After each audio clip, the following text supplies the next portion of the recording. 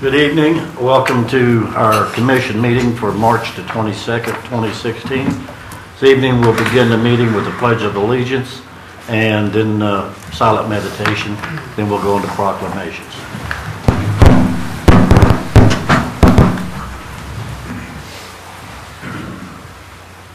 I pledge allegiance to the flag of the United States of America and to the republic for which it stands, one nation, under God, indivisible, with liberty and justice for all.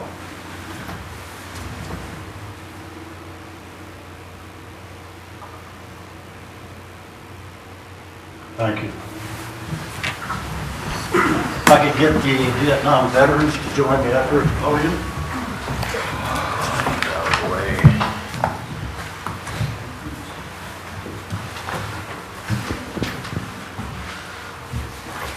How you doing?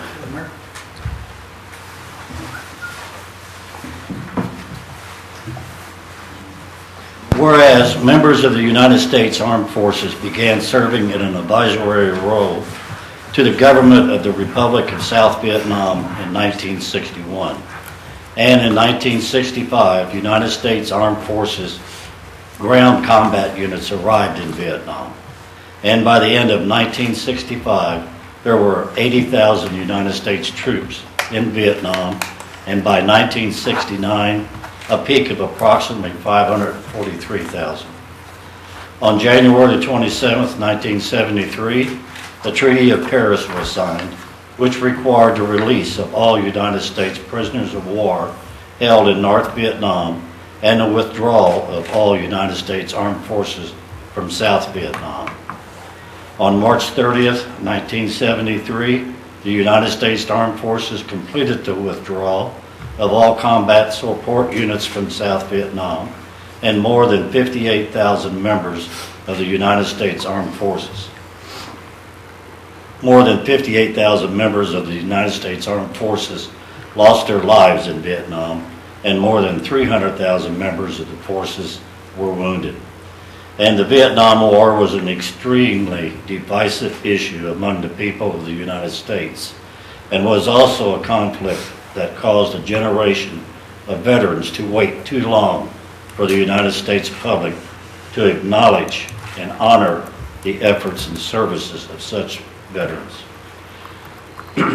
And whereas Welcome Home Vietnam Veteran Day is an appropriate way to honor these members of the United States Armed Forces who served in South Vietnam and throughout Southeast Asia during the Vietnam War. Now therefore be it resolved that the Leavenworth City Commission of the City of Leavenworth, Kansas hereby designates March 29, 2016 as Welcome Home Vietnam Veterans Day. Congratulations, gentlemen. Thank you all for your service. If you'd like to say a few words.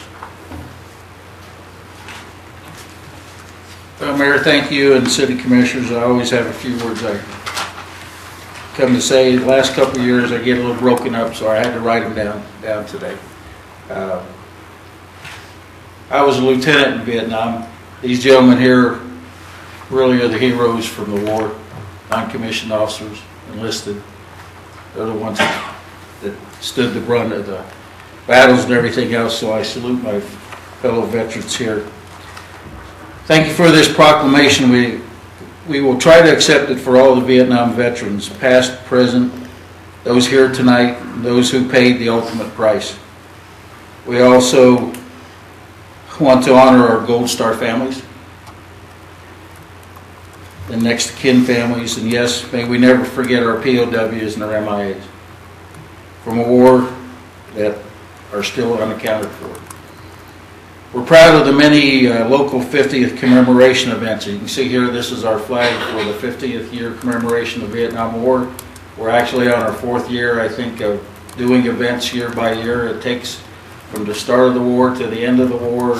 We'll take a few more till we get to a full 50 years for those last ones that left country. Our VFW Post 56 also is extremely proud of our two hometown heroes, both Vietnam vets, Chuck Hagemeister and Roger Donlin, two of a very small number of living Medal of Honor recipients. What an honor it is to have those gentlemen in our community and our post. If they were both here tonight and both of them were traveling, I know they would say, no, not me, them. They make no credit for that award. Very humble people, but we're proud to have call them friends here, right here in Leavenworth.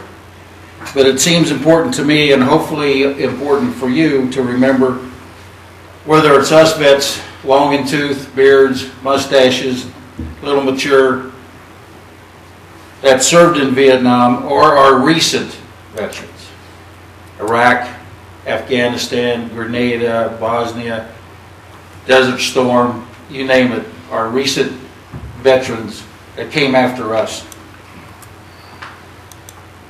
They also returned home, and some are still awaiting a homecoming. But there's no difference in those veterans and us in the amount of courage and their sense of duty. There also is no difference when it comes to the fear that they shared and the suffering from being on the front lines and also on the home front. And there's certainly no difference between our current vets and us in the love that we had and the longing that we had from our families that we left behind. There's no difference in the wounds that remain to all of us. Some seen and some unseen. However, I hope there will be one essential difference, that we as a nation, we as a community, as our hometown here in the heartland, and our families, our extended families, that we will never again allow our veterans and their families to be left alone. Left to feel somehow outside of everything else that goes on. Left to fend for themselves, lack of VA support, and certainly we have a huge number of veterans that are homeless. Local problem too, that we all should think about. So please don't just say welcome home, but truly welcome home all our veterans, our troops, and show them the respect and care that they and their families have earned. Thank you from the bottom of our heart.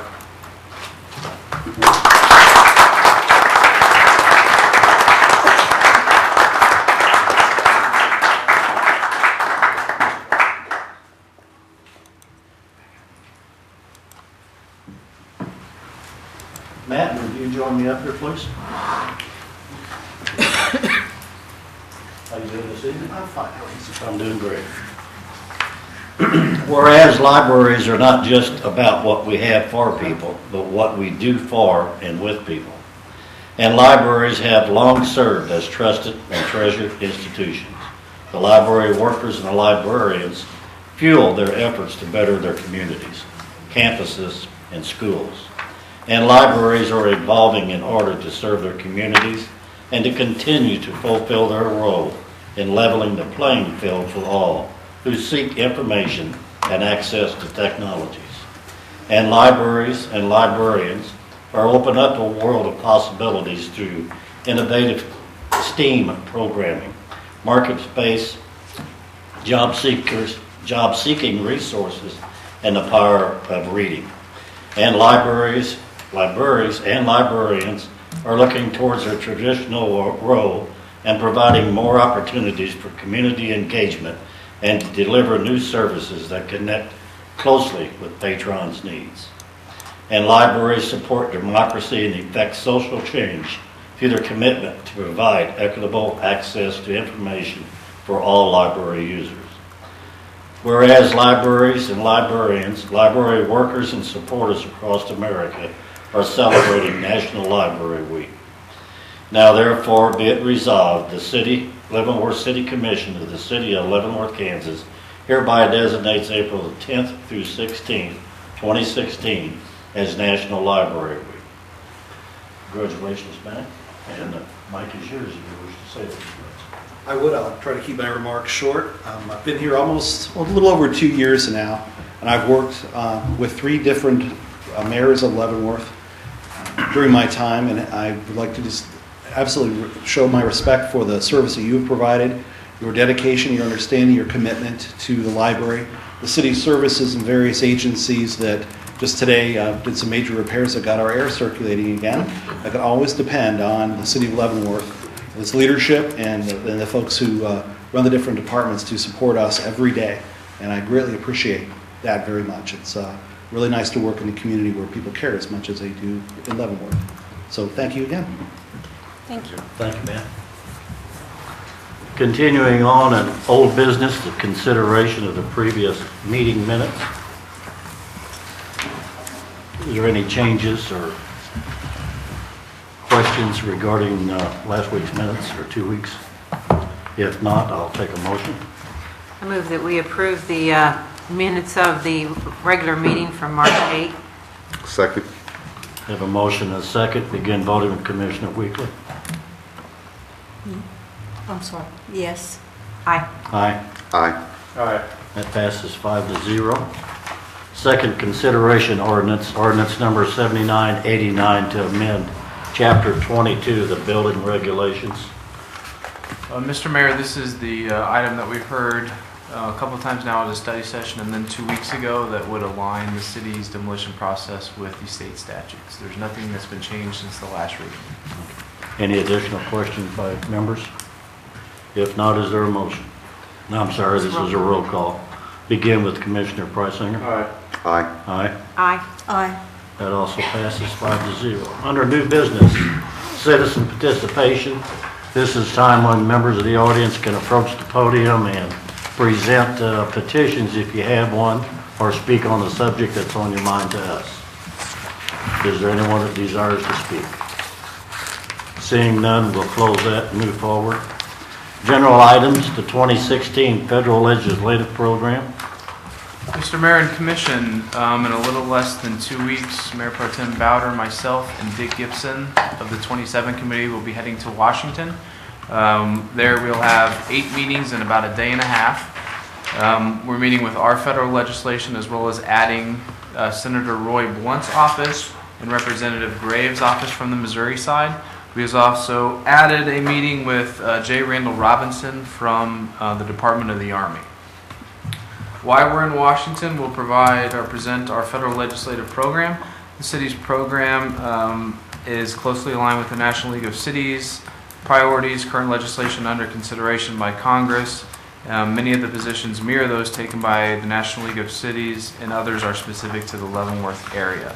I'm just going to briefly go through these as a lot of these look familiar. I've updated some of the numbers within each category to reflect current data.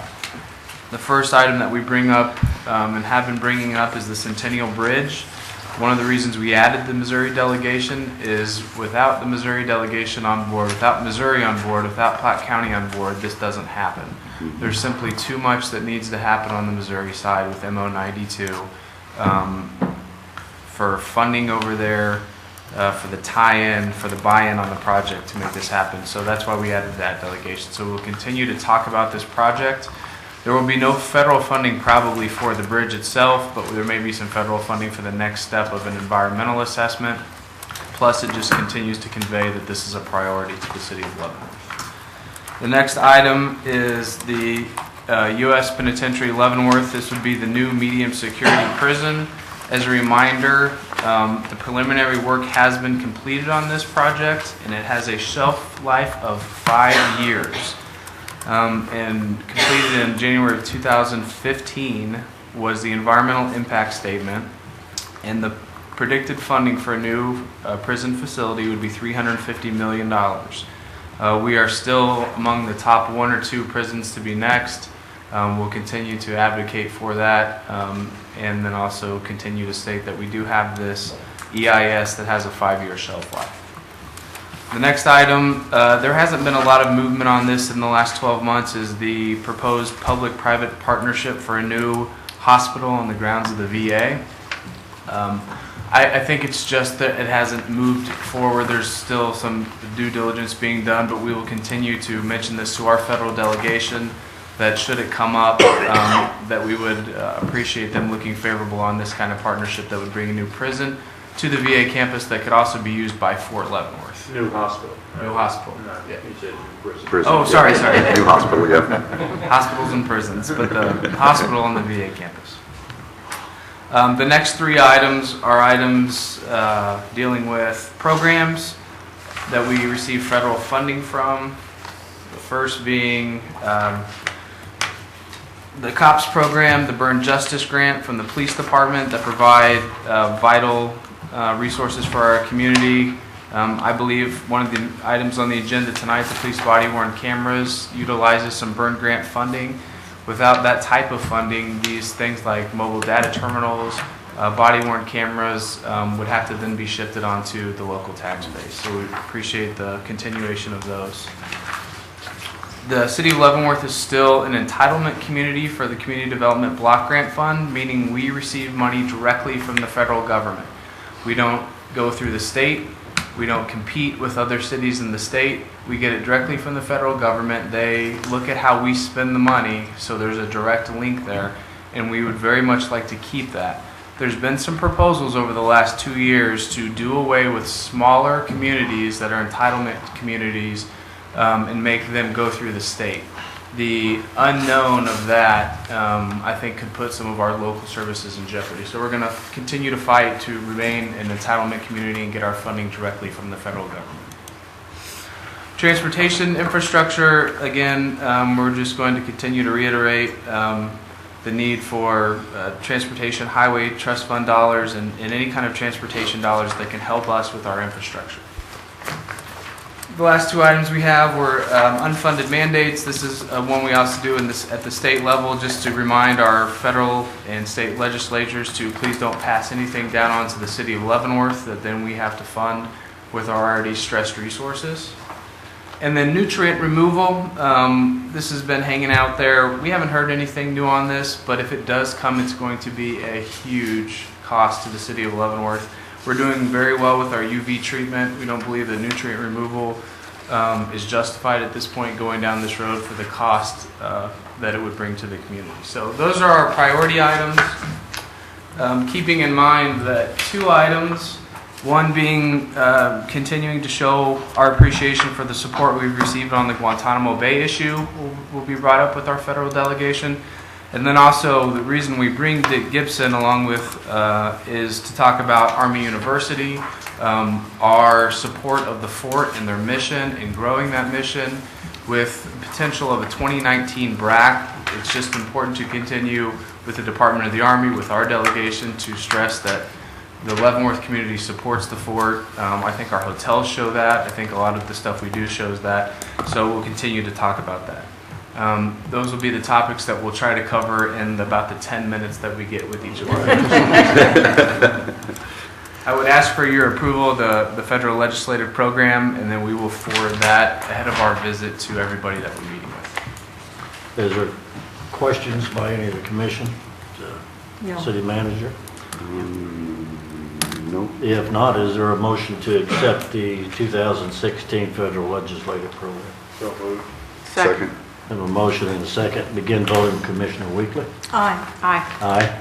Aye. Aye. That passes 5-0. Our next item is a public hearing. We need to open a public hearing. Is there a motion? So moved. Second. Have a motion and a second. Begin voting, Commissioner Preisinger. Aye. Aye. Aye. Aye. Aye. Public hearing is open. Comments from staff and public on vacating an alley in Block 14, Latta's addition.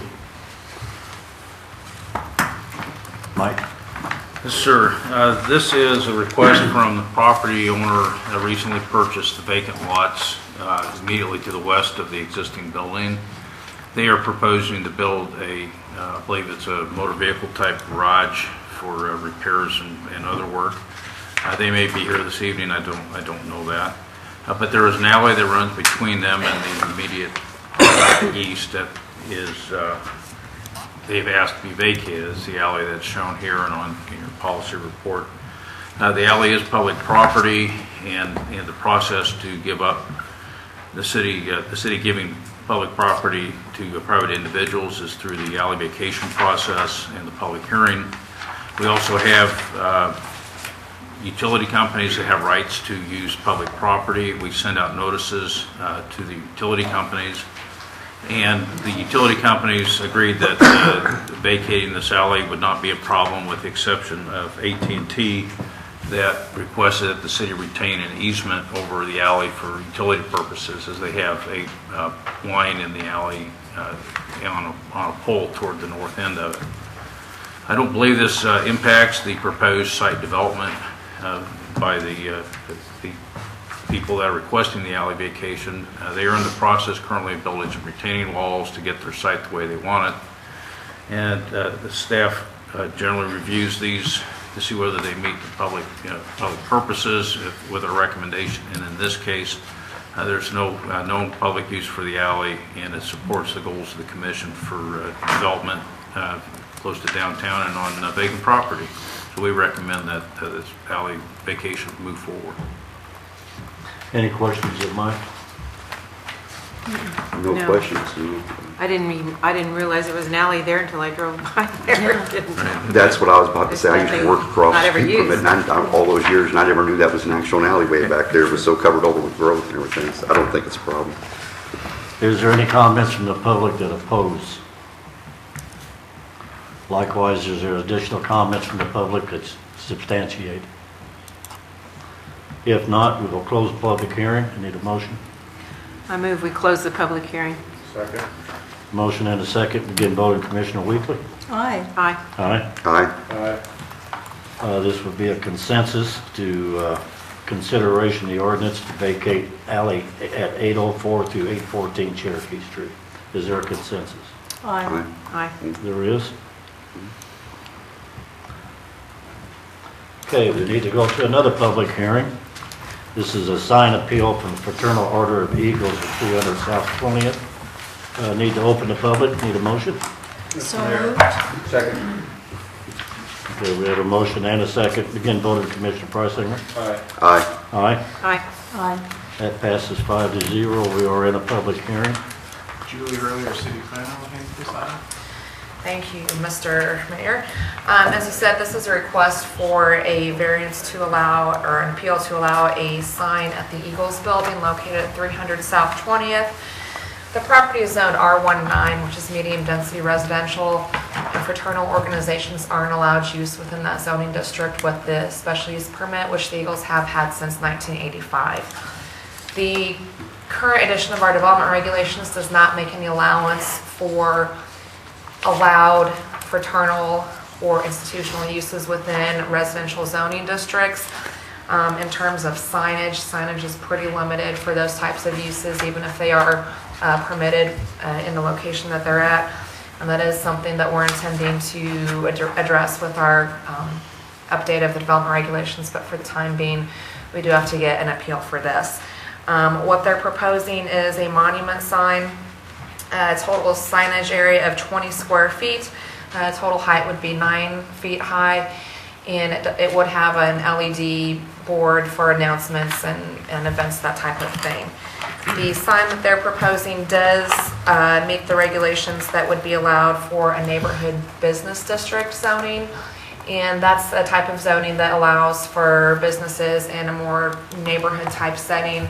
And so staff does feel that those regulations are appropriate for this particular location.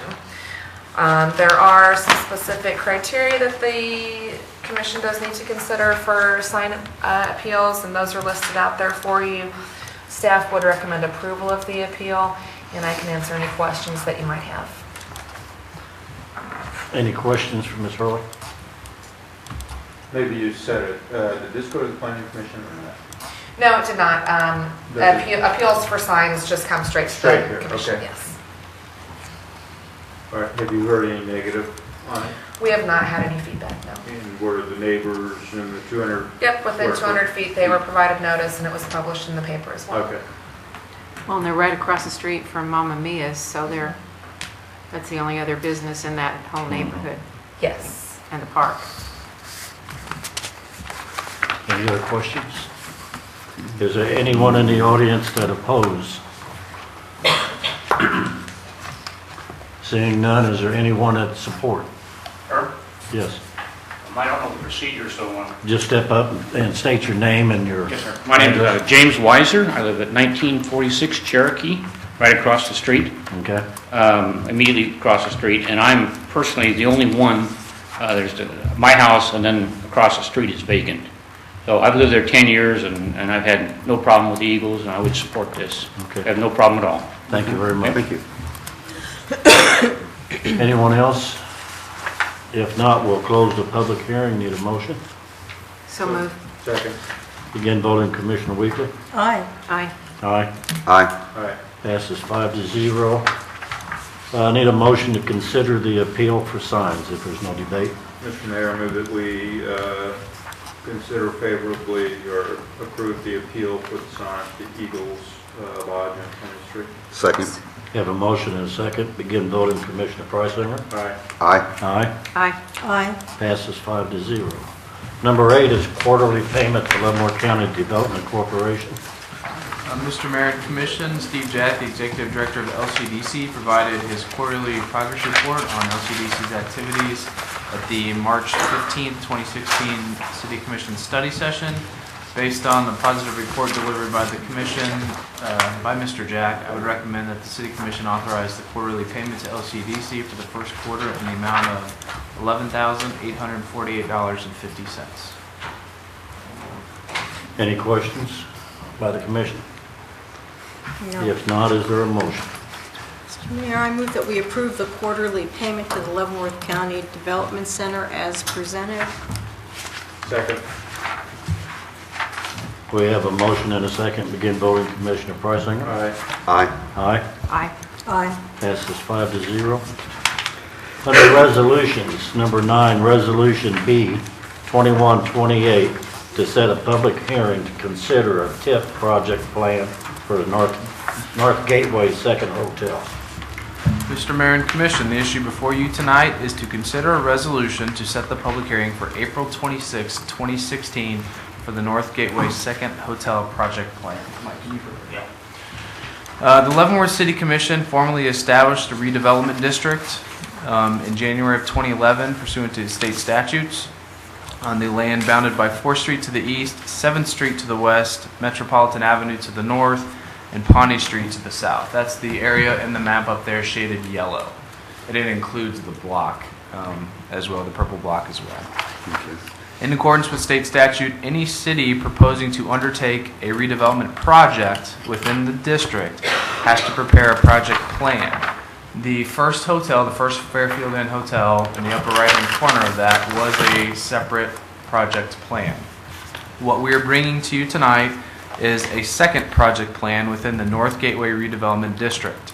The proposed new project plan incorporates the area north of Pawnee Street between 4th and 5th, which is within the development district. And that is the block in purple there. And the project includes a hotel.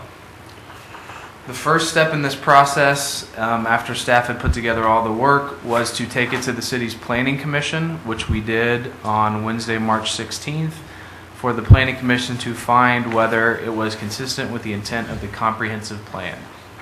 It passed unanimously through the planning commission, and it is here tonight for the commission to set the public hearing. Following the public hearing, there are numerous steps in the public hearing. At the public hearing is when staff will go over the details of the project. However, the details of the project, a lot of them are in the packet tonight, so I'm going to go over just a couple because they are already out there. The project right now will consist of a Marriott Town Place Suites Hotel with a minimum of 86 rooms. It says in here scheduled to be open by December 2020. A lot of the work as far as site development work, as far as design of the hotel hasn't been done yet. That won't be done until after the development agreement, so these are best guesses on when we'll do these projects. The project, the city's incentive will be capped at $850,000 to be financed by GO-TIF bonds, which are bonds paid for by the tax increment revenue generated by the two first projects in this redevelopment district. If you have any questions I will attempt to answer them, and all we're looking for tonight is authority to set a public hearing for April 26th. Any questions of Mr. Kramer? If not, we'll take a motion. Mr. Mayor, I move that we approve Resolution B 2128, resolution to set a public hearing for April 26th for the TIP project on North Gateway, TIP project plan, North Gateway. Second. We have a motion and second. Again, voting Commissioner Weekly. Aye. Aye. Aye. Aye. Passes 5-0. On item number 10, until the contract is completed, I'd like to table this. Okay. I need a motion. I move that we, Second. Oh, yeah, I move that, oh, do you need a second? Or, No, I'm we're sorry. good I think you now. already did. He's got it, okay, we'll just move on. Again, voting with Commissioner Price. Aye. Aye. Aye. Aye. Aye. Passes We expect 5-0. that next week? Yes. Well, we don't have a meeting next week. Yeah. April. Yeah, it's a fifth Tuesday next week, so Right. we could have it as a special meeting, the first meeting in April, April pass the 5th. MOU, or it could be, we could do the MOU at the public hearing on the same night. There's no timetable on the MOU. It's a non-binding agreement with the developer. Right. And does not impact the process, the TIF process. Okay, whatever you think best. Okay. Item number 11 is bids for police body cameras. Police chief package.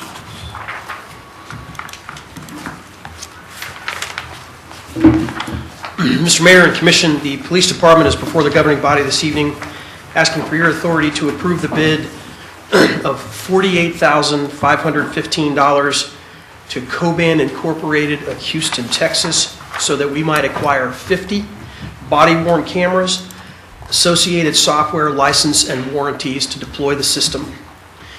If you might recall, in February of 2015, the Police Department was before the governing body in a study session in which we spent a considered amount of time debating and discussing the issue. At the conclusion of that meeting, the staff was given direction to proceed with making efforts to acquire a body-worn camera system and deploy them. If you might recall further during that discussion, I had some concerns about 3 areas of the body-worn camera system, and we spent the last 9 or 10 months or so working on those issues. The first and most complicated of which was data management and storage, making certain that we had a complete and thorough understanding of how much more data we were going to be capturing, storing, and managing. So we spent about 5 months doing that. In August of 2015, the police department spent just under $10,000 of funds out of our drug seizure account, dramatically increasing our storage capacity. So now we have a system in place that consists of a 10 terabyte server that will manage the system and a 64 terabyte system that will back up and store the data until such time as we need to get rid of it or retain it indefinitely. So we feel very comfortable today that as we get ready to proceed with this program, we have solved that issue. There were some other issues associated with this program, one of which was how does this new data affected and will be affected by the Kansas Open Record Act. Without regards to detailing every single situation, there are 3 or 4 things I'd like to talk about with the Commission to make certain that the expectations are set appropriately. At the end of the day, anything that we capture and record is governed by the Kansas Open Record Act. Whatever the situation is, it will be dictated by what that law says. But there are some things that I think we're pretty comfortable about. First of all, anything that we capture that's related to a criminal activity and is part of a criminal case is not available to the public. That is something that is governed by both the Kansas Open Record Act and evidence rules, etc. So if a crime takes place and we capture it, that is not something the public would be able to come in and ask for a copy of. If they would, it would be denied. There are some other things that I'm concerned about. The police department participates in a lot of medical calls, and I'm going to guard that fiercely and make certain that if we're compelled to give that out, it is done appropriately. I'm going to guard that fiercely. Some other things like mental health calls. There are HIPAA issues, privacy issues, and all of that. So I'm going to guard that stuff quite closely. And so as we, again, begin down this road, there's some things I'm trying to sort of establish the expectations of the public. The other parts of it, the policy, how we're going to deploy them and all that, we've spent a lot of time thinking about vetting out and determining. At the end of the day, the policy is going to be pretty simple. When the police officers are out and they're engaged in activity with the community, they're going to be on, and they're going to be recording things. If we're on a traffic stop, a domestic violence call, some type of event, a call for service, the expectation in the policy is going to require that they be on and they're recording. If an officer stops at Casey's to grab a cup of coffee or grab some lunch, it's not going to be on. There's going to be no requirement to do that. If we have some engagement with the public in that regard, someone says, hey, officer, I have a question for you, and there's a conversation that begins, we're going to probably have the officers turn that camera on and capture the exchange. At that point, it becomes a decision about retention, how long we retain it, and that will be initially anything that I talked about in the first three things will be 5 years. A conversation that lasts a few minutes and it doesn't evolve into anything, we'll probably retain for 30 days.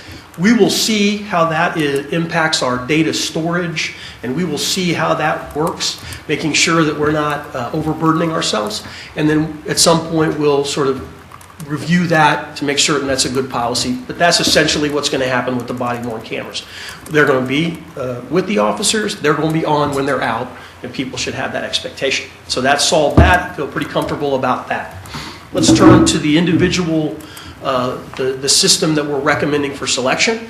Over the course of the last 5 or 6 months, we have had at the police department a number of vendors. We've had systems in place. We've deployed them out in the field and tested them to make certain that we're getting what we wanted for what we were asking for. So we've had the opportunity to do that. We've reviewed some videos that we've captured, and we have that. So we've done that. I feel comfortable about that. Remember, if you might recall, during the study session, I was very concerned about making sure we didn't buy something that wasn't compatible with what we had. And so one of the big criteria for people to participate and offer an option was that it was compatible. In fairness, the police department's dash cam system, the in-car police cameras that we have, are provided by Coban. I want to make sure that that information is available to people. But as it ended, we came down to what we think are the 3 top candidates that met our needs. That was Coban Incorporated, a VView system, and an Axon, which is produced by Taser. And yes, that is the Taser that you would have heard. They are now in business producing cameras. And for a while, they've had tasers on the end of the cameras on the end of a taser anyway. They've been in that business a little bit. They just created and produce a body-worn camera now. Contained in the policy report are the 3 bids. Coban Incorporated submitted a bid for $48,515. Axon by Taser's bid was $56,675, and VView was $66,057.50. The budget impact. The police department is prepared to use 3 separate sources of funding to accommodate this request or this purchase. In 2015, the police department received an Edward Byrne Memorial Grant in the amount of $14,582. I have been keeping that in reserve for this particular purchase. In 2016, the governing body approved an allocation of $15,000 in our budget for body-worn cameras.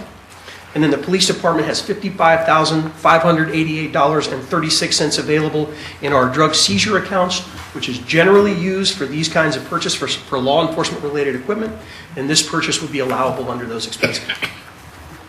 As we stand on the precipice of this program and we get ready to go down this road, I feel compelled to share with you the future funding commitments that we will be talking about.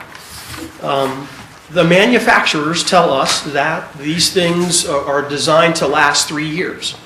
I kind of got the impression that it's much like the iPhone system, which is that every 9 to 12 months they're going to come out with a new system they want us to buy. Yeah. Much like my teenagers, they don't get a new one every time that one comes out. But I'll be honest with you, I'm not sure how hardy they are. Okay, and we play pretty rough sometimes out there with the car chases and the physical altercations and that sort of thing. So I don't know yet how hardy they are.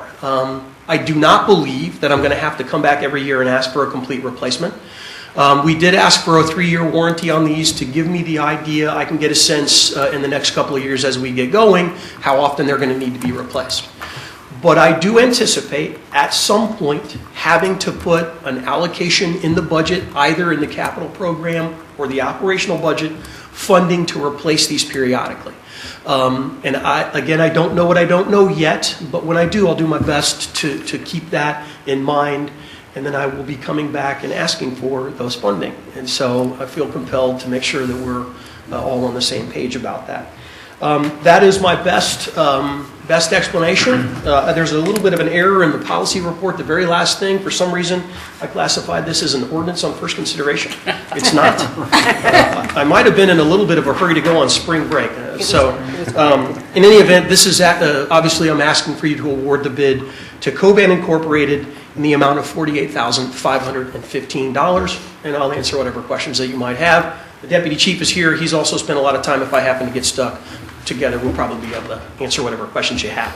I just have a question. You talked about retention, and would this kind of follow the guidelines as retention, like I worked with medical records retention, and would it follow the same guidelines where if you're working with children, retention, and there are issues or legal issues, you'd be retaining this a lot longer than the 5 years? That's right. Or in case of a death or in case of severe That's correct. The retention, the sort of general idea is going forward, we're going to keep everything for 5 years. Got it. Right?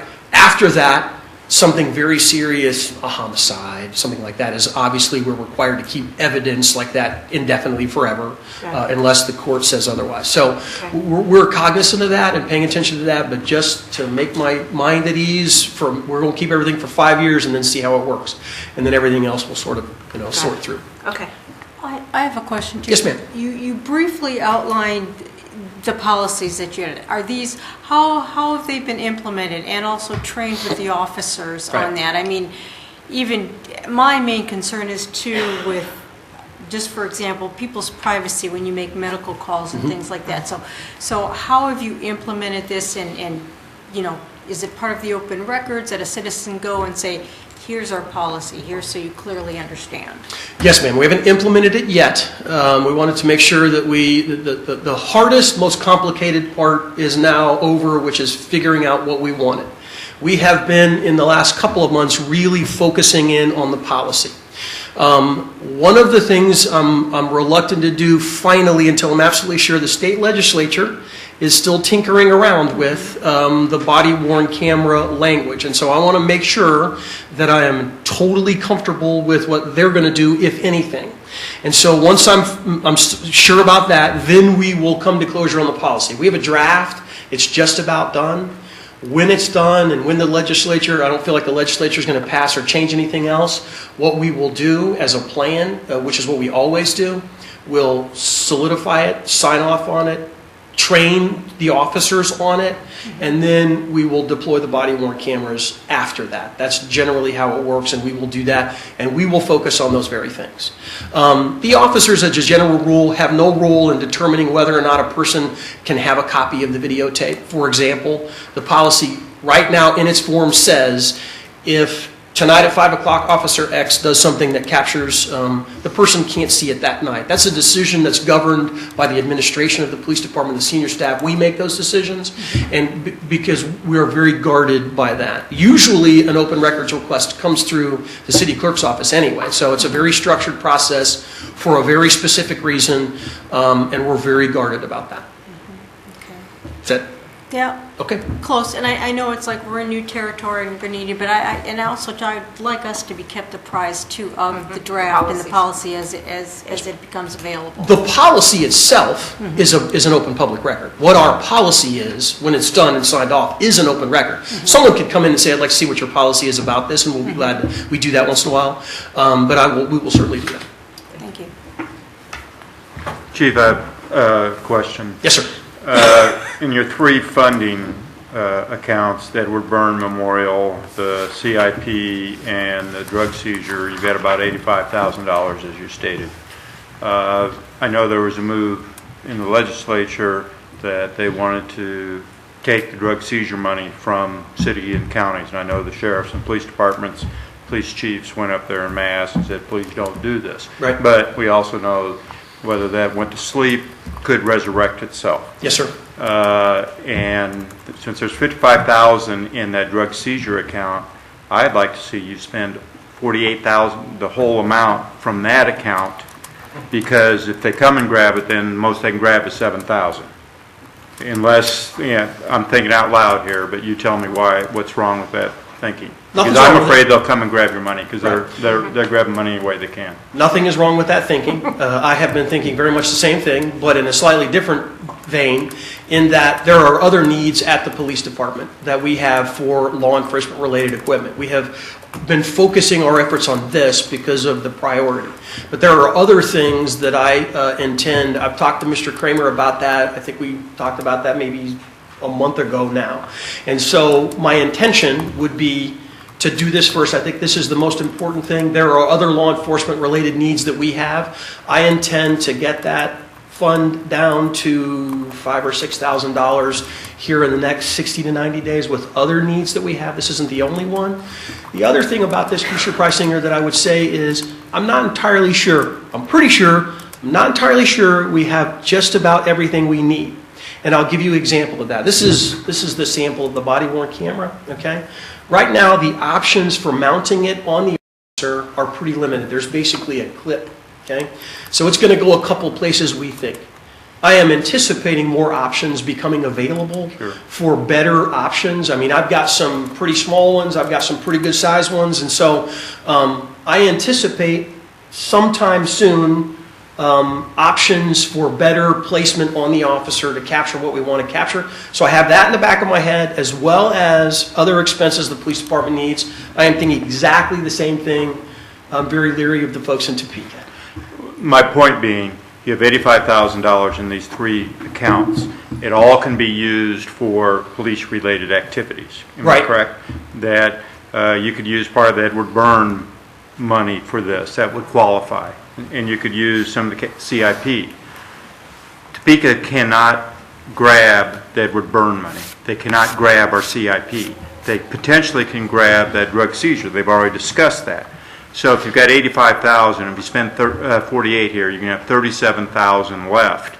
Now I say take the 48 straight out of that drug seizure, and you still have 37,000 left that you can use for other things. I'm just afraid that if they come and say, we need that, you're short. I'd like to drain that down as far as possible, since it's all lumped together in a big pot. Let's grab that out first. So they say, come and get their drug seizure money, send them 36 cents. The policy report, unless I'm misunderstanding correctly, doesn't specifically identify the order. I think it just says I'm going to use the funding sources from all three. So however, whatever priority we use them in, the same thing gets done either under my way or your way, which is that I don't want the folks from Topeka taking the seizure money either. Yeah, you always said we're going to spend it down. So. And so I'm fine with that. That works for me. Maybe that's a finance question for the city manager, you and the finance director. I'm just afraid that they'll go after that. They're going after everything, and totally next agree. month's results will be just as bad as last month's. And we can spend that down in case they want to grab and say, we got $1.36 and you can have it. Right. I'm pretty confident that the policy report gives us enough to do that. So we'll talk about that internally and we are thinking the same thing to the extent that it's done this way or that. I'm fine with either way. Okay. But I agree completely with that premise. Yeah, as a point of order, then the motion really would just be for the approval of the purchase in the amount of $85,170.36. No, 48,000. That's how much money he's got in all three funds. Yeah, but I picked up the wrong figure. But the 48. How finance does it, yeah. I don't care. But I'm throwing out an idea to set the funds right. But I said you could make that as part of the motion. Pat? Yes, sir. A while back when this instance came up, and we were first educated about it, President Obama was talking about granting or getting some grants or funds. Correct. I haven't been following that. I don't know if he's done that. In the event that he does or will, for the units that are already purchased, do you think, and just a think question, we would be omitted from that, or would he reimburse us? My experience with Grant would tell me the latter is not an option. I don't know that there's been you already bought them, so we're going to reimburse you. I have been paying attention, and I have not seen anything that would indicate that grants are being made available yet, but grant season is like May. That's generally when the federal grant season for the police departments become available. So it might next month, next couple months, it might become available. The latter, sir, is just, I have not ever seen that where we would buy. Would you suggest holding off on this for a couple of months to wait to see what happens? I hate to spend $50K and turn around and they're giving it away and can't get it back. Considering that's like a budget item that would have to be passed by Congress, I don't know if I'd be comfortable waiting. Because, the president doesn't have the authority. He can suggest grants and that, but the power of the purse is with Congress, and there's not a lot of cooperation there right now.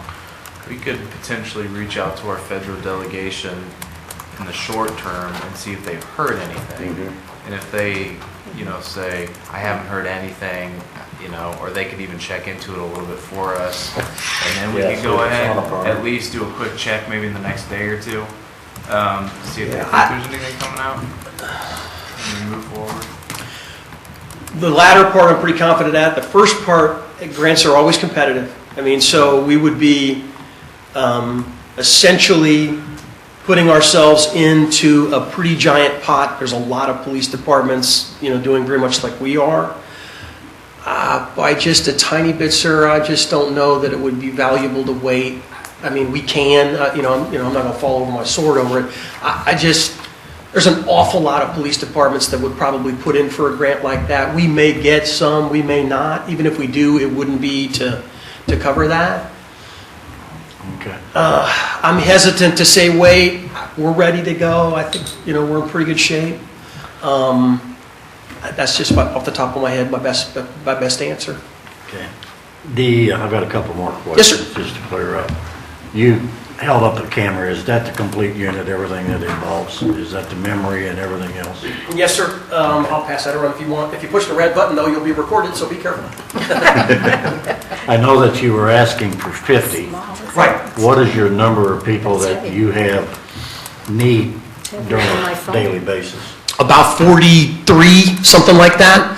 Our plan is that every uniformed officer working a shift will have their own assigned piece of equipment, their own body-worn camera. Then we will have a cache of about 6 to 8 that can be shared. For example, a police detective very often does most of their stuff inside the Justice Center. That's recorded anyway. So the odds of them needing to have one themselves that they're going to use every day is not a prudent use of that piece of technology. But we will have one available so that if they feel like they need that, they can have it. That sort of thing. So most of the people that are out there recording stuff every day will have their own. We'll have a small cache that people can share. For the love of God, if I go out and work the road and work a shift, I'll take one and record what's going on out there. Okay. I turned it on, I don't know how to turn it off, so. Okay. So now we're both being recorded, that's great. That's okay. I'll give it to the city manager, let him pass it back.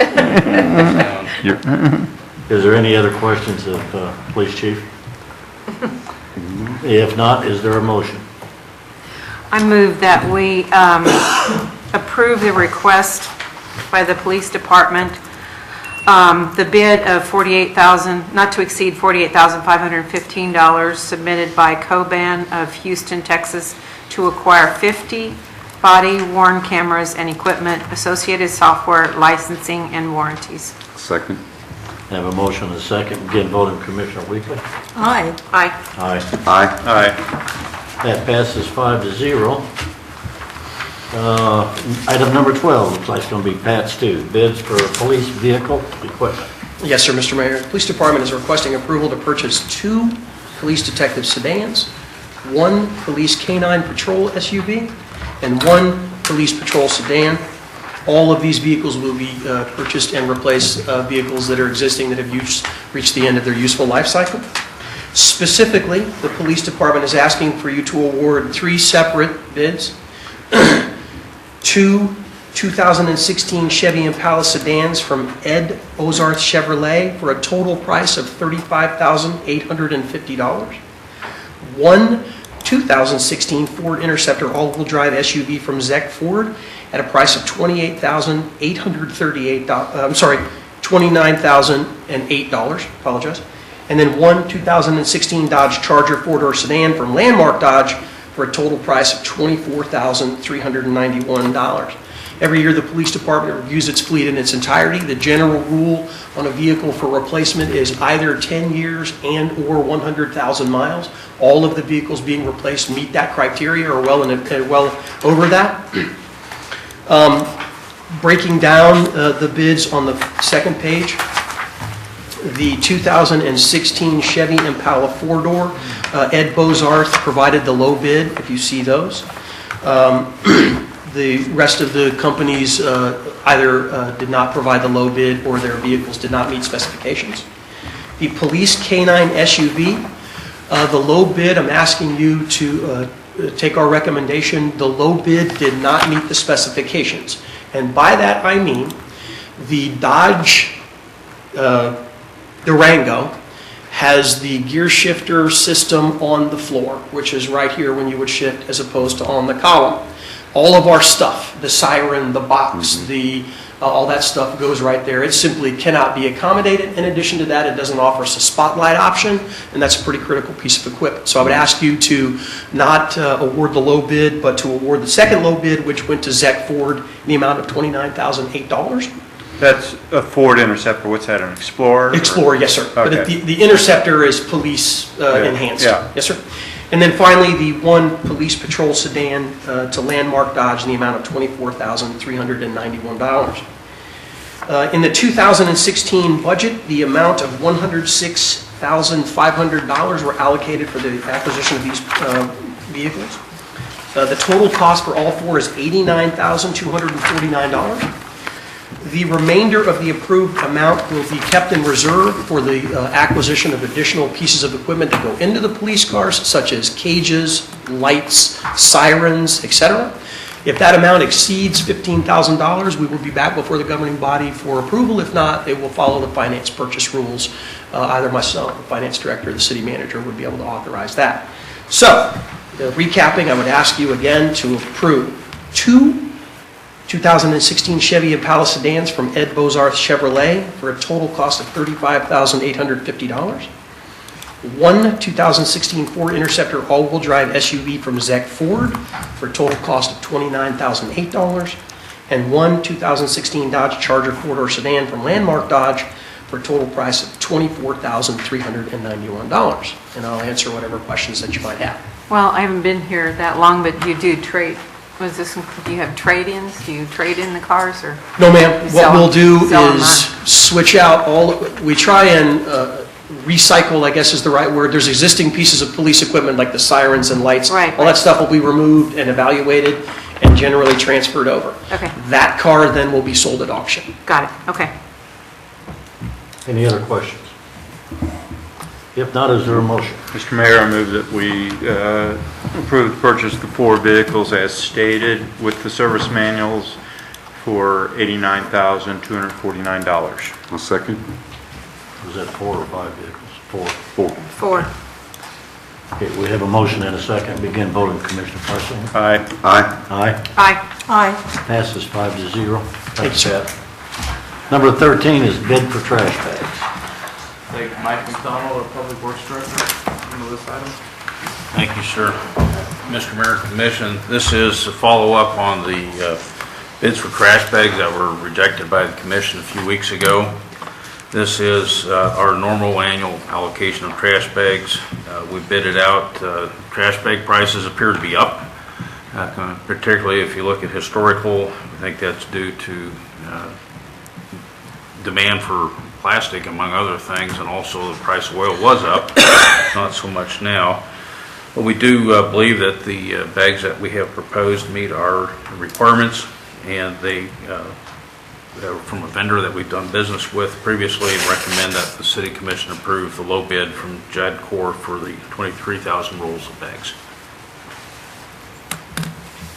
Are these bags going to be identical to what we got this year?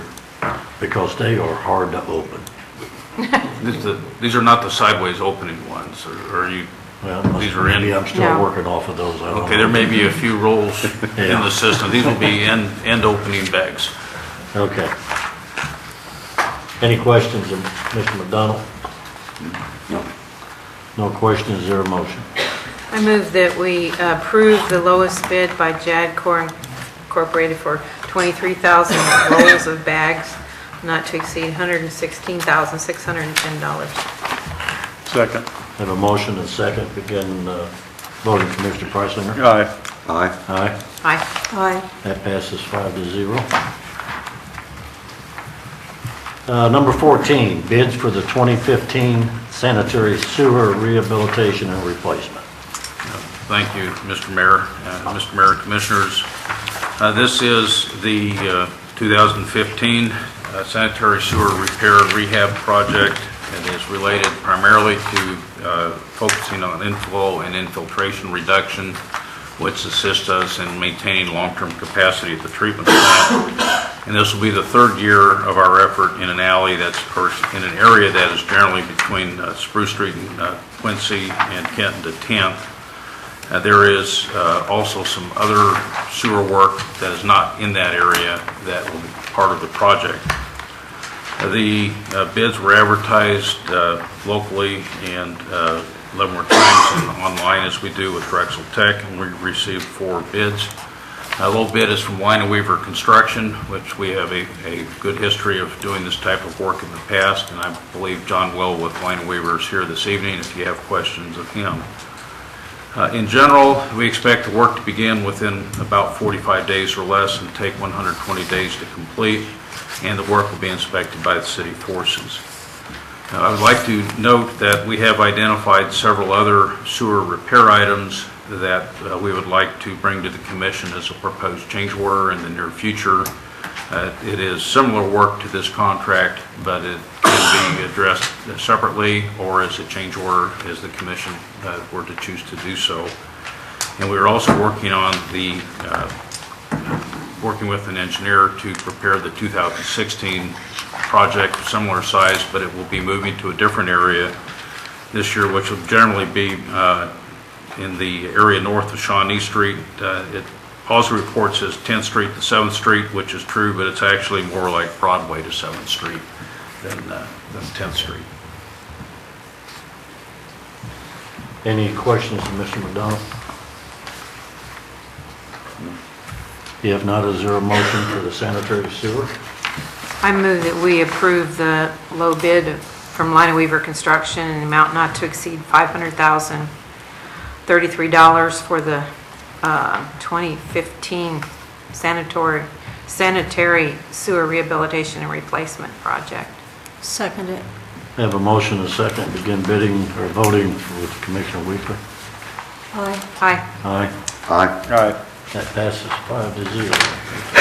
The consent agenda, sir. Yes, Mr. Mayor, I would like to submit the claims for March 5th, 2016 through March 18th, 2016 in the amount of $1,035,692.67. Net amount for pay number 6 effective March 18th, 2016 in the amount of $300,860.30, including fire and police pension of $11,232.85. I'll second it.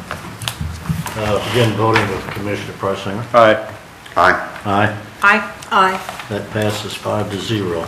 Does any of the commissioners have anything that's on your mind? Not today. Lisa? No. Well, I do. We have this weekend's coming up is Easter, and I know we're all going to be with friends and family and celebrating. And I just hope everybody has a safe time and remember the reason for the season. I, along with a couple other commissioners and the city manager, I know attended the legislative update last Saturday. A couple points that I think that are important to be heard that affect the city very directly. One is Senate Bill 316, which is known as the tax lid bill. Senator Fitzgerald, announced that he was voting for it, and I think for a date implementation January 1st, 2017, which puts us right in, looking at our options in this budget season.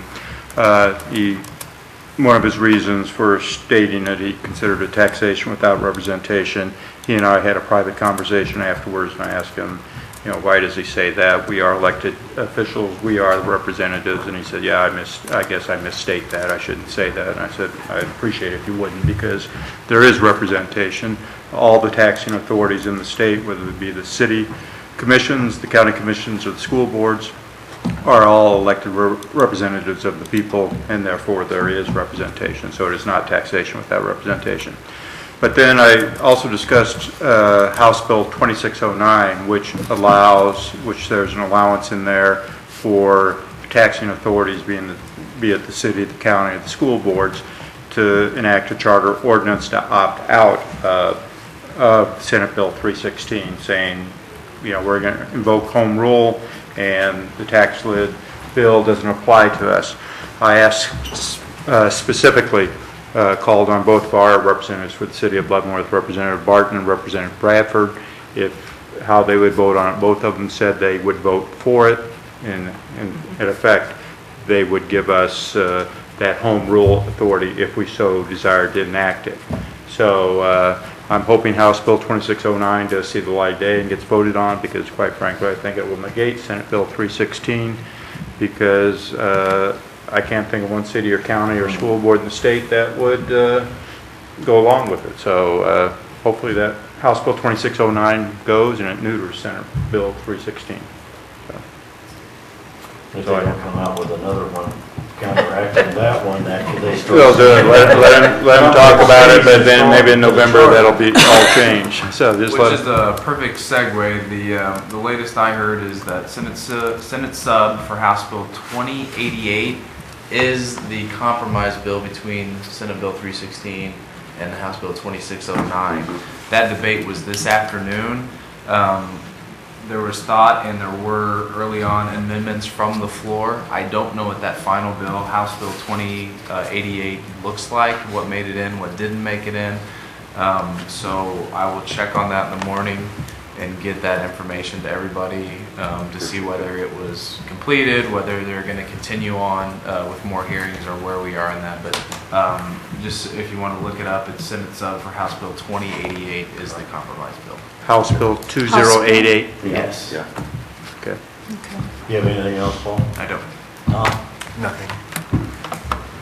Motion to adjourn? So moved. Second. We're getting voted with Commissioner Weekly. Aye. Aye. Aye. Aye. Aye. We are adjourned.